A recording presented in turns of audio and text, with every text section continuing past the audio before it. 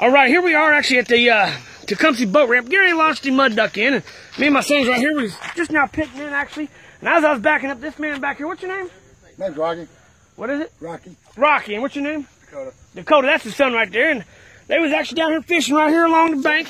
He was actually fishing on there, and his son was over here fishing. As I backed the boat up, must have been something about the little movement or something. He caught him a flathead over there. So hold that up real quick. Look at that big old flathead. Now, y'all see your own catfish carts as well, huh? Oh, yeah.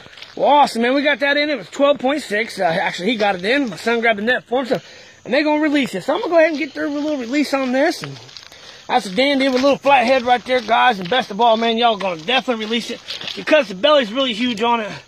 Work her back for a minute. There she goes. She's going to go on.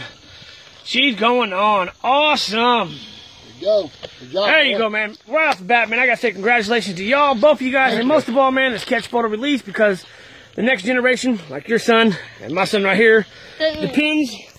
That's right, your little flathead. Yep, my son's even got a flathead pin. That's what we're going after, y'all.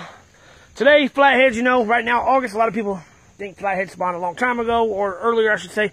Right now, August is prime for them. They're going to be out here. You caught that on Nightcrawler? Yep. Nightcrawler. So that just shows you that flatheads are going to bite on just about anything.